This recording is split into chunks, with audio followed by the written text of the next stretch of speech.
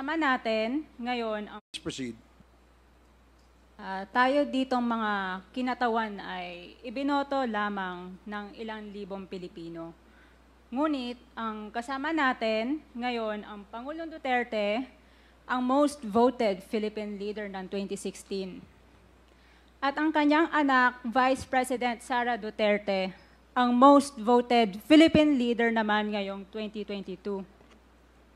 I would like to manifest na gusto ng sambayanang Pilipino ang pagdurog niya sa mga kriminal, durugista at NPA na terorista. Kaya sila ibinoto at patuloy na mahal ng mga Pilipino. Kaya gusto natin ng patas na hearing.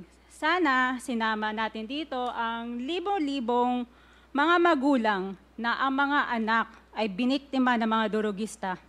Ang mga ordinaryong Pilipino na naglalakad galing trabaho, tapos sinaksak o pinatay ng adik, lahat ng mga kababaihan, na kahit pati infant na babae ay ginahasa na ng adik. Libo-libo rin ang kanilang mga magulang at mahal sa buhay na wala dito ngayon.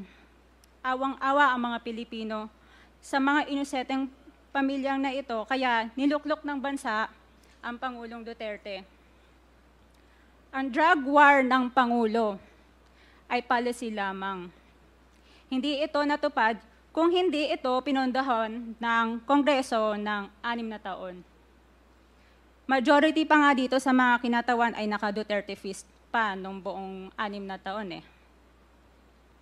Ang Duterte Youth Party List po ay patuloy na naninindigan sa Pangulong Rodrigo Duterte at pangalawang Pangulo, Sara Duterte, na naglingkod ng maayos, dumurog sa mga durugista, kriminal at NPA na terorista para proteksyonan ang milyon-milyong Pilipino.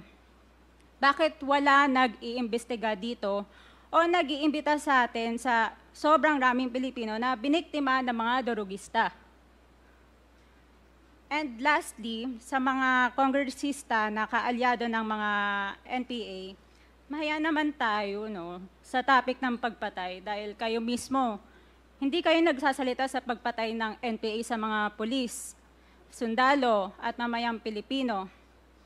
Pati rin po sa mga natitirang resource persons na gusto mag-abogada papuntang ICC, si Attorney Maria Cristina Conti, na kandidato ngayon ng Bayan Muna Party List. Kasama po ang inyong katabi na si Nery Colmenares ng Bayan Muna. Sa NPA, nire-recruit ang mga kabataan para pabagsakin ang gobyerno at pumatay ng mga pulis, sundalo at tropa ng gobyerno. Hindi nyo naman kinokondena ang pagpatay nila. Ang kinokondena nyo ngayon ay ang dalawang naging most trusted leaders ng bansa na todo effort protektahan ang milyong-milyong mga Pilipino.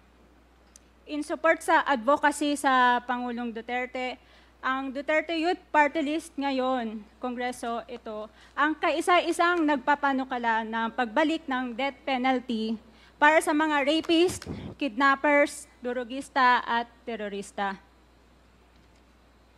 In behalf of the Duterte Youth Party List, kami ay nagpapasalamat sa todong suporta ng Pangulong Duterte at VP Sara Duterte sa mga tropa ng gobyerno at sa pagdurog nyo sa mga kriminal, durugista at NPA na terorista.